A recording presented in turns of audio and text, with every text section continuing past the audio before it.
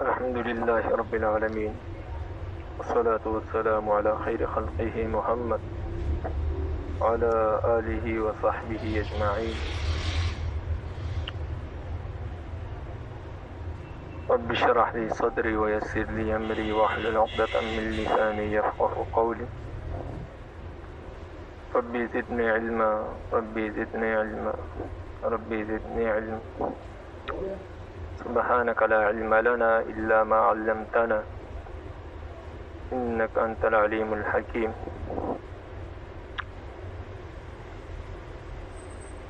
آپ کو معلوم ہے یہاں سے ہم ہدایہ کا درس شروع کر رہے ہیں، اور ہدایہ فقہ حنفی کی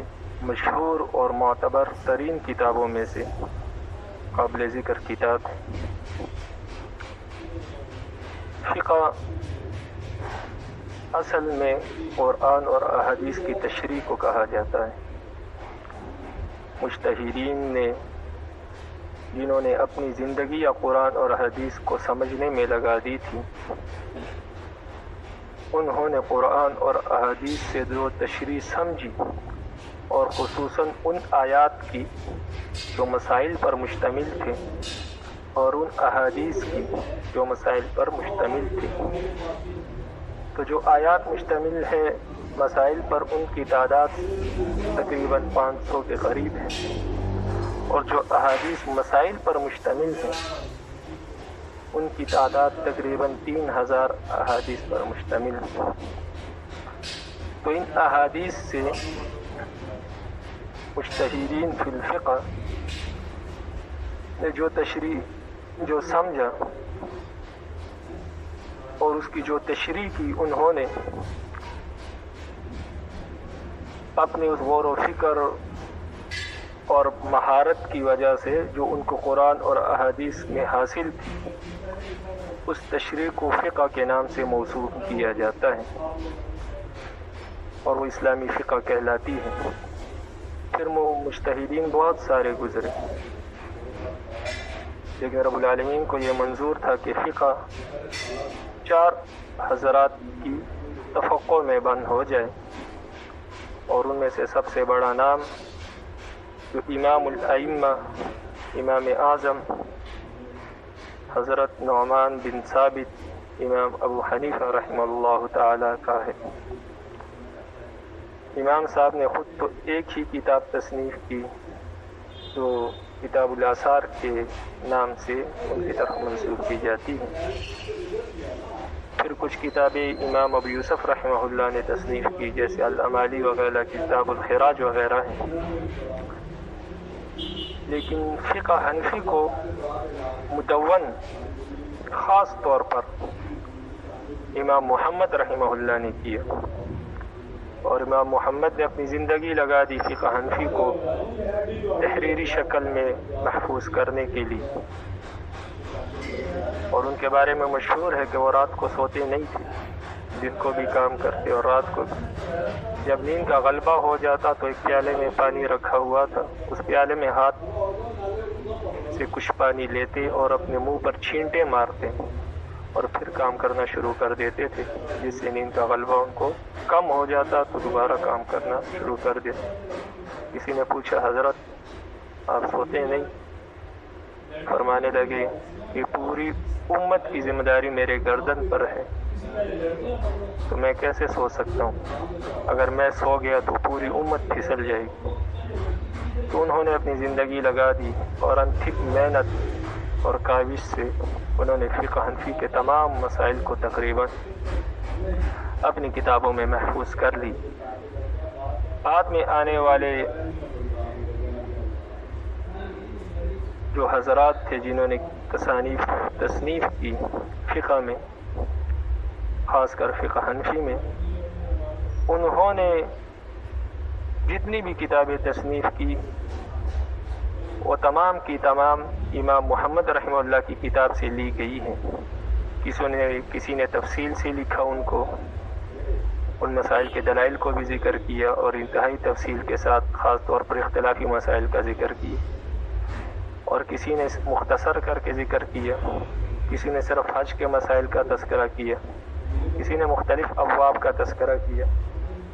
لیکن اصل میں ان کی جو بنیاد تھی وہ امام محمد رحمہ اللہ کی کتابیں تھیں، جو فقہ حنفی کی بنیاد ہے۔ امام محمد رحمہ اللہ امام ابو حنیفہ رحمہ اللہ کے شاگرد تھے، اور جب امام ابو حنیفہ رحمہ اللہ فوت ہوئے تو بقیہ علم، اس وقت ان کی عمر 18 برس، بقیہ علم انہوں نے امام ابو یوسف رحمہ اللہ سے حاصل کیا، اور امام محمد رحمہ اللہ امام شافعی رحمہ اللہ کے استاذ ہے۔ امام شافعی رحمہ اللہ نے فقہ امام محمد رحمہ اللہ سے پڑھی اور حاصل کیا، اور امام شافعی رحمہ اللہ امام احمد بن حنبل رحمہ اللہ کے استاذ ہیں، اور امام شافعی رحمہ اللہ کا یہ قول مشہور ہے کہ میں نے اپنی آنکھوں سے امام محمد رحمہ اللہ جیسا فقیہ نہیں دیکھا اپنی زندگی میں، اور جب وہ قرآن پڑھتے تو ایسا معلوم ہوتا جیسے ابھی ان پر قرآن مجید نازل ہو رہا ہے۔ تو چونکہ امام محمد رحمہ اللہ کی کتابیں جو ہیں وہی فقہ حنفی کی بنیاد ہے، اس لیے ہم ضروری سمجھتے ہیں کہ ان کتابوں کا تذکرہ کیا جائے، لیکن ان کی جو کتابیں ہیں وہ سند کے اعتبار سے ایک درجہ ان کو حاصل نہیں۔ بعض کتابیں سند میں قوی درجہ رکھتی ہیں تو ان کتابوں کو ظاہر و روایہ کے نام سے تعبیر کیا جاتا ہے، بعض کتابیں ایسی ہیں جو انہی کی طرف منسوب ہیں لیکن ان کی سند جو ہے ضعیف ہے، اس لیے ان کتاب کو غیر ظاہر و روایہ کہا جاتا ہے یا زیادات بھی کہا جاتا ہے۔ اس طرح تو فقہ حنفی کی زیادہ تر بنیاد جو ہے وہ امام محمد رحمہ اللہ کی جو کتابیں ہیں ظاہر و روایہ اسی پر رکھی گئی ہے، اور صاحب ہدایہ بھی بعض اوقات ظاہر و روایہ کا لفظ استعمال کرتے ہیں، اور خاص کر فتاویٰ کی کتابوں میں ظاہر و روایہ کا لفظ عام طور پر ملتا ہے۔ اسی وجہ سے علماء نے ذکر کیا کہ جب ظاہر و روایہ اور غیر ظاہر و روایہ کتابوں میں اختلاف پایا جائے، تعارض آ جائے، تو ظاہر و روایہ کا جو مسئلہ ہوگا، جو تحریر ہوگی، جو مقصد ہوگا، اس کو ترجیح حاصل ہوگی اور اس ہی پر عمل کیا جائے گا۔ تو اب ہم امام محمد رحمہ اللہ کی ان کتابوں کا تذکرہ کرتے ہیں جو ظاہر و روایہ کے نام سے مشہور ہیں اور معروف ہیں۔ تو سب سے پہلے ظاہر و روایہ میں جو سب سے پہلے اور اول درجے کی کتاب ہے اس کا نام ہے المبسوط، دوسرے نمبر پر الزیادات، تیسرے نمبر پر الجامع الصغیر، اور چوتھے نمبر پر السیر الصغیر، اور پانچویں نمبر پر السیر الکبیر، اور چھٹے نمبر پر الجامع الکبیر کہتے ہیں، جامع الکبیر ہے۔ ان کو اصول بھی کہتے ہیں کیونکہ یہ بنیاد ہے، اور اصول جمع ہے اصل کی، اور اصل کا معنی عربی میں بنیاد ہوتا ہے، اس لیے ان کتابوں کو اصول کہتے ہیں۔ اور اصول اس لیے کہا جاتا ہے، بنیاد اس لیے کہا جاتا ہے کہ یہ فقہ حنفی کی بنیاد ہے، اور ان کو ظاہر و روایہ اس وجہ سے کہا جاتا ہے کہ یہ امام محمد سے ثقہ راویوں کے ذریعے مروی ہے۔ ظاہر و روایہ کے علاوہ ان کی چند دوسری کتابیں بھی سند کے اعتبار سے ان کو یہی حیثیت حاصل ہے، لیکن ان کو ظاہر و روایہ میں شمار نہیں کیا گیا۔ مثال کے طور پر کتاب الآثار،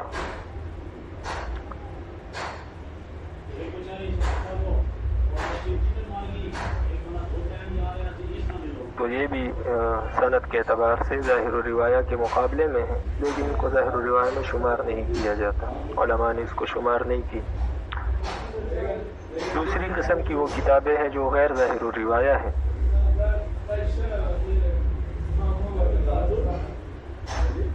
وہ 5 ہیں۔ نمبر 1 کسانیات، نمبر 2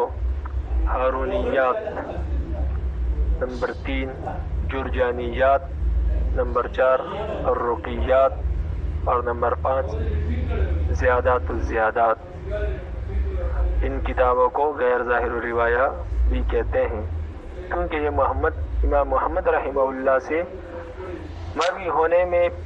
پہلے والی قسم کے مقابلے میں ضعیف ہے اور کم درجہ رکھتی ہے، اس لیے ان کو غیر ظاہر الروایہ کہا جاتا ہے۔ چونکہ ان سے ہماری بحث نہیں، ہماری بحث ان کتابوں سے ہے جو فقہ حنفی کی بنیاد ہے، اس لیے ہم ان کتابوں کے مسائل کا تذکرہ مختصر طور پر کریں گے۔ تو پہلے نمبر پر جو کتاب ظاہر الروایہ میں تھی وہ ہے المبسوط، اور اس کو اصل بھی کہا جاتا ہے، اور اصل کے نام سے یہ کتاب مشہور ہے، اور امام محمد رحمہ اللہ کی طویل ترین کتاب ہے، اور مبسوط کا نام بھی طویل کو کہتے ہیں، جو بہت طول پکڑ جائے، جس کو بہت کھینچا گیا ہو، لمبا کیا گیا ہو، اس کو مبسوط کہتے ہیں۔ تو یہ بہت طویل ہے فقہ حنفی میں، اس لیے اس کو مبسوط کہتے ہیں۔ اس میں انہوں نے بہت سے مسائل سے متعلق امام ابو حنیفہ رحمہ اللہ کے فتاوی جمع کیے ہیں۔ نمبر 2 الجامع الصغیر، اس کتاب کے تمام مسائل امام محمد رحمہ اللہ نے امام ابو یوسف رحمہ اللہ سے لیے ہیں، اسی لیے ہر باب کے آغاز میں ہر باب کا آغاز امام محمد رحمہ اللہ اس عبارت سے کرتے ہیں، محمد ان یعقوب ان ابی حنیفہ، یعقوب امام ابو یوسف رحمہ اللہ کا نام ہے، تو وہ امام محمد ان یعقوب ان ابی حنیفہ رحمہ اللہ سے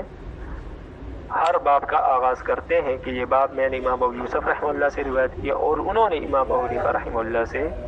اس کو روایت کیا ہے۔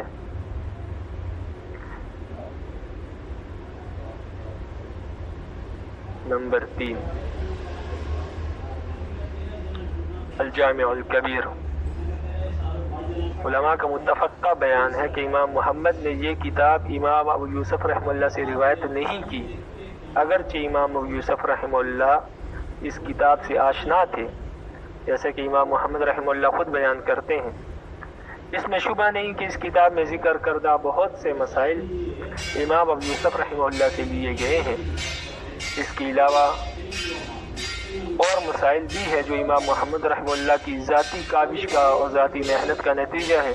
انہوں نے یہ مسائل علماء کی ذاتی ڈائریوں سے اخذ کیے، یا وہ نظریات جو دوسرے فقہاء عراق سے حاصل کیے ان کو بھی اس کتاب میں درج کیے، اور یہ کتاب امام محمد رحمہ اللہ نے 2 مرتبہ تصنیف کی۔ پہلی تصنیف کے راوی ابو حفص کبیر ابو سلیمان جوزجانی، ہشام بن عبداللہ رازی، محمد بن سماعہ اور کچھ دیگر شاگرد ہیں۔ پھر اس پر نظر ثانی کی اور بہت سے ابواب اور مسائل بڑھا دی، اکثر مواقع اور مواضع کی عبارتیں کی چھانٹ پیٹ کی گئی، منقح کیا گیا، جس سے کتاب بہت حسن ترتیب اور حسن الفاظ اور کثرت معنی کے اعتبار سے پہلی تصنیف سے بڑھ گئی، اور دوبارہ آپ کے تلامذہ نے آپ سے روایت کیا۔ علماء کی ایک کثیر جماعت اس کتاب کی شرح نویسی، تخریج مسائل اور اس کے اصول اور قیاسات کی وضاحت میں مصروف ہو گئی، اور اسی کو اپنی زندگی کا مقصد بنا لیا۔ نمبر 4 اور نمبر 5، نمبر 4 السیر الصغیر اور نمبر 5 السیر الکبیر، یہ 2 کتابیں احکام جہاد، ان کے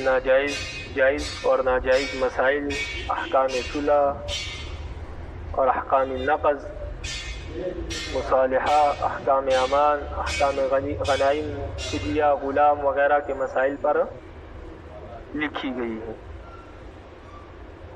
تو پہلی نمبر پر السیر صغیر اور دوسری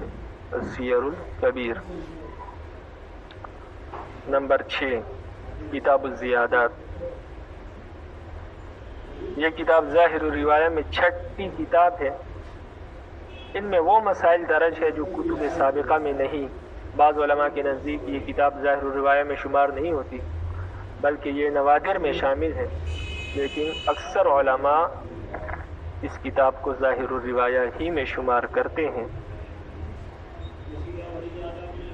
اور اس کے علاوہ اور بھی بہت ساری امام محمد رحمہ اللہ کی کتب ہیں جن کو علماء نے ذکر نہیں کیا، مگر وہ شہرت کے اعتبار سے ظاہر الروایہ ہی کے درجہ رکھتی ہے، اس سے کم درجہ نہیں رکھتی، لیکن علماء اس کو ظاہر الروایہ میں شمار نہیں فرماتے، کیونکہ فقہ حنفی کی بنیاد انہی کتابوں پر ہے، اس لیے اس کو ظاہر الروایہ میں شمار کرتے ہیں۔ تو یہ تھی وہ کتابیں امام محمد رحمہ اللہ کی جو فقہ حنفی کی بنیاد ہے، اور فقہ حنفی کی تمام عمارت اسی بنیاد پر کھڑی ہے، اس لیے ان کتابوں کا جاننا اور اس کو سمجھنا ضروری تھا تاکہ معلوم ہو جائے کہ فقہ حنفی کا اصل ماخذ کیا ہے۔ اصل ماخذ تو خیر فقہ حنفی کا قرآن اور حدیث ہی ہے، لیکن جو مسائل امام ابو حنیفہ رحمہ اللہ نے تخریج کیے تھے اور ان کو نکالا تھا، تقریباً 12.5 لاکھ کے قریب مسائل ہیں، تو وہ امام محمد رحمہ اللہ نے اپنی زندگی کا مقصد ان مسائل کو کتابی شکل میں تحریر کرنے پر لگا دیا، اور یہ امام محمد رحمہ اللہ کی زندگی کا نچوڑ ہے جو ظاہر الروایہ کی شکل میں ہمارے سامنے موجود ہے، اور آج پوری امت محمد یہ اس سے مستفیض ہو رہی ہے۔ تو صاحب ہدایہ کی جو یہ کتاب ہے ہدایہ، جو فقہ حنفی میں معتبر ترین کتاب مانی جاتی ہے، یہ بھی کہیں نہ کہیں امام محمد رحمہ اللہ کے انہی کتابوں کی کوشہ چین ہے،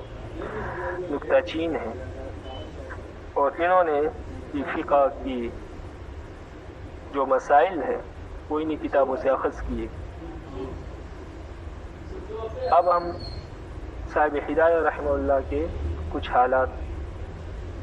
ملاحظہ فرماتے ہیں۔ تو آپ لکھیں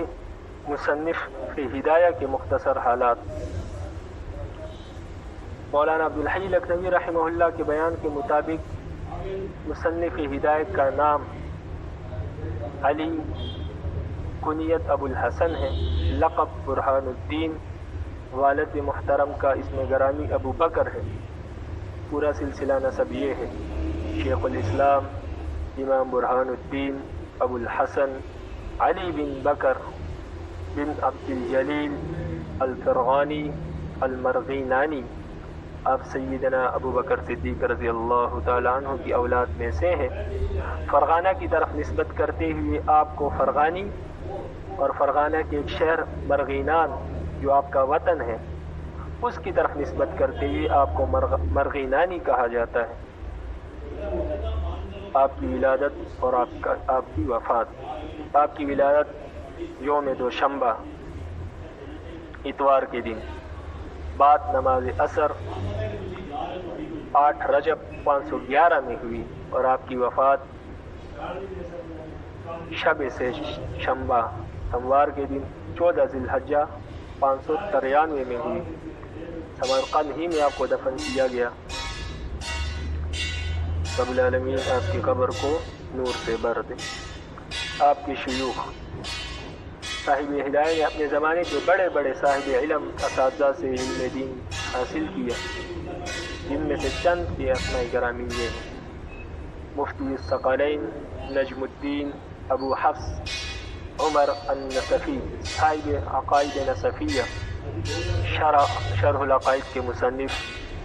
کنز الدقائق کے مصنف، اور شرح تہذیب کا جو متن ہے اس کے مصنف ابو حفص عمر النصفی آپ کے استاذ۔ اسی طرح امام صدر الشہید حسام الدین عمر بن عبدالعزیز رحمۃ اللہ تعالی علیہ، صاحب حسامی، یہ بھی آپ کے اساتذہ میں شامل۔ امام ضیاء الدین محمد بن الحسین تلمیذ رشید صاحب تحفہ، یہ بھی آپ کے استاد۔ علاء الدین السمرقندی، امام قوام الدین احمد بن عبد الرشید البخاری، یہ والد ہے صاحب خلاص الفتاوی۔ خلاصۃ الفتاوی فتاوی کی مشہور ترین کتاب ہے، جسے اکثر مفتی حضرات استفادہ کرتے ہیں، اور خاص کر شرک و بدعت کی رد میں انتہائی مفید کتاب اور انتہائی عمدہ فتاوی جات اس میں شرک و بدعت کے رد میں موجود۔ تو ان کے والد قوام الدین احمد بن عبد الرشید البخاری یہ بھی صاحب ہدایہ کے استاد۔ آپ کے معاصرین آپ کے علم کے معترف تھے، آپ کے فضل و کمال تبرح علمی کا اعتراف کرتے تھے۔ آپ کے معاصر علماء اور مشائخ نے بھی آپ کے علم کا، آپ کے فضل کا، آپ کے کمال کا اعتراف کیا ہے۔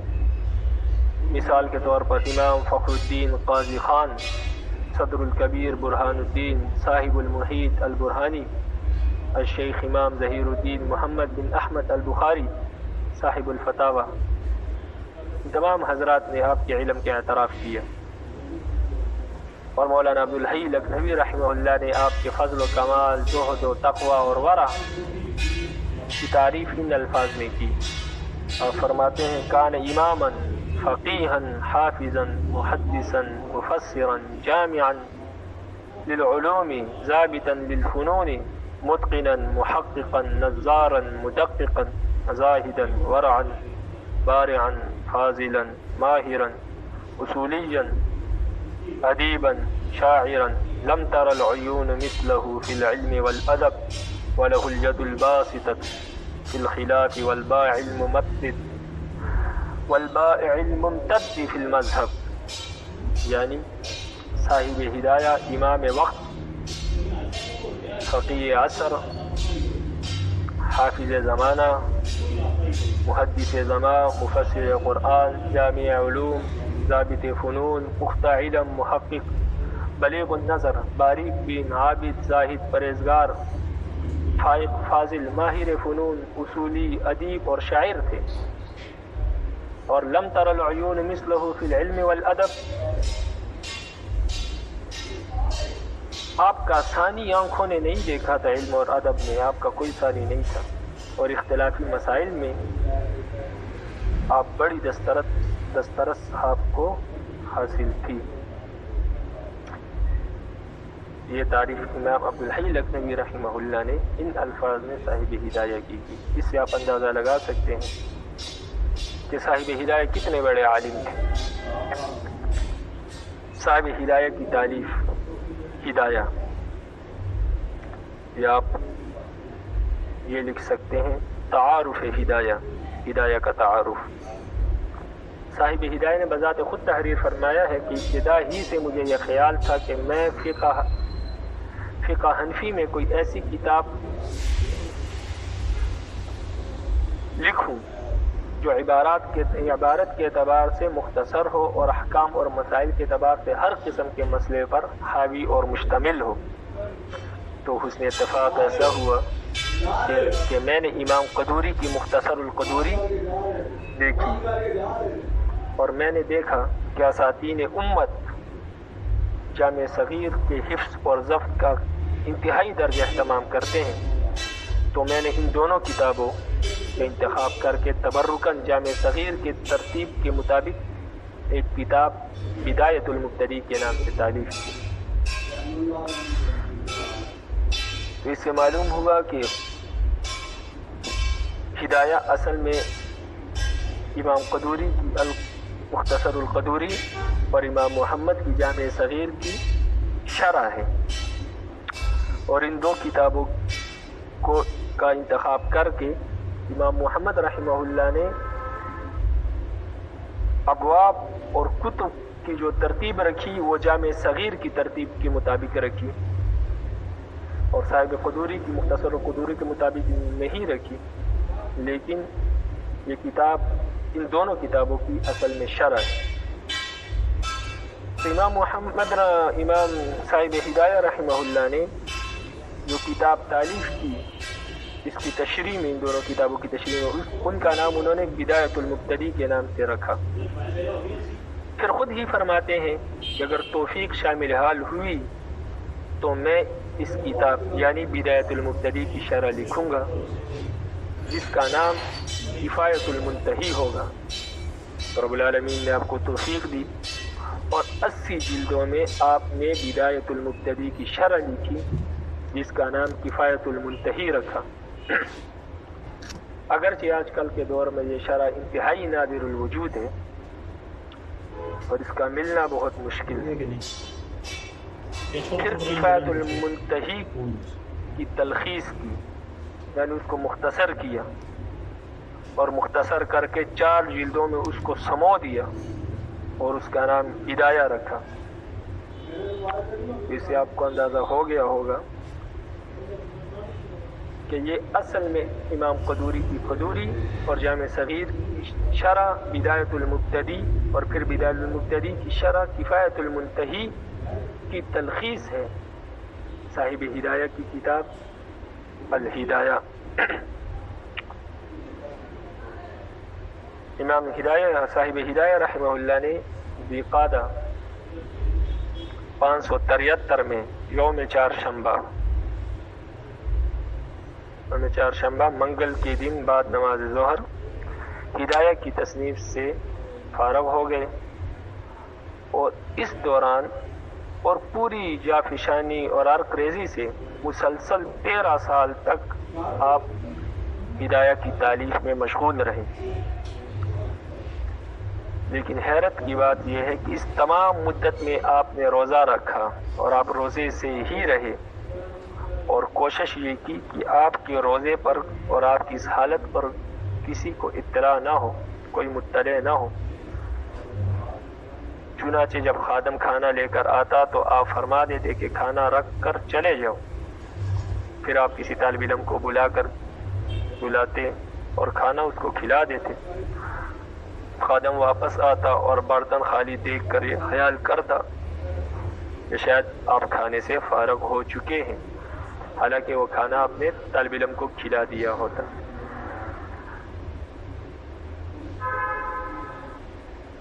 اس طرح صاحب ہدایہ نے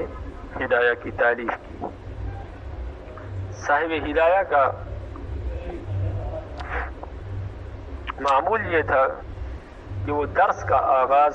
بدھ کے دن سے کرتے تھے، اور آپ صلی اللہ علیہ وسلم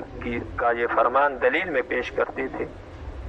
ما من شیء بدی یوم الاربعاء الا تم، کوئی بھی کام جو بدھ کے دن شروع کیا جائے وہ ضرور بضرور پورا ہوتا ہے۔ اس لیے بدھ کے دن اپنے معمولات کا آغاز فرماتے تھے، اور امام اعظم ابو حنیفہ رحمہ اللہ کا بھی یہی معمول تھا، اور اسی طرح بعض محدثین کا اور ہمارے علماء کرام کا بھی یہی معمول ہے، اور آج کل بھی مدارس میں بدھ کے دن سے ہی اسباق شروع کیے جاتے ہیں، اور ہم نے بھی ہدایہ کا جو درس جو آج شروع کیا تو بدھ کے ہی دن کا انتخاب کیا ہے۔ رب العالمین نے اپنی بارگاہ میں قبول فرمائے اور اس کو اختتام تک لے جانے کی توفیق نصیب فرمائے۔ لیکن بعض محدثین نے اس روایت پر کلام کیا ہے، مگر صاحب ہدایہ نے اس حدیث کی سند کو متصل ذکر کیا ہے اور متصل روایت کیا ہے۔ لیکن امام جابر رحمہ اللہ کی حدیث ہے رضی اللہ تعالیٰ عنہ کہ یوم الاربعاء نحس، کہ بدھ کا دن منحوس ہے۔ تو اس کا جواب یہ ہے کہ ملا علی قاری رحمہ اللہ اس کا معنی یہ بیان کرتے ہیں کہ یہ دن کفار کے حق میں منحوس ہے، مومنین کے حق میں منحوس نہیں، بلکہ مومنین کے حق میں یہ سعید ہے، اور یہی مولانا عبدالحی رحمہ اللہ نے بھی لکھا ہے۔ اور آگے دلیل میں یہ بات ذکر کی کہ بخاری شریف میں ہے کہ حضرت صلی اللہ علیہ وسلم نے مسجد فتح میں پیر، منگل، تین ایام ایسے تھے کہ آپ صلی اللہ علیہ وسلم نے دعا کی، اور بدھ کے دن ظہر اور عصر کے درمیان آپ کی دعا قبول ہوئی۔ اس حدیث کے راوی حضرت جابر رضی اللہ تعالی عنہ فرماتے ہیں کہ مجھے اگر کوئی مشکل کام پیش آتا تو میں بدھ کے دن ظہر اور عصر کے درمیان دعا کرتا، اللہ تعالیٰ اس کو قبول فرما لیتے۔ تو ثابت ہوا کہ بدھ کے دن میں کوئی ایسی گھڑی ضرور ہے جس میں دعائیں قبول ہوتی ہیں. اس لیے علماء بدھ ہی کے دن اسباق کا آغاز کرتے ہیں اور اسی کو بہتر خیال کرتے ہیں. صاحب ہدایہ نے کچھ دیگر تصانیف بھی تصنیف کی ہیں جن میں قابل ذکر یہ ہے: مجمع النوازل، کتاب التجنیس والمزید، کتاب فی الفرائض، کتاب المنتقی،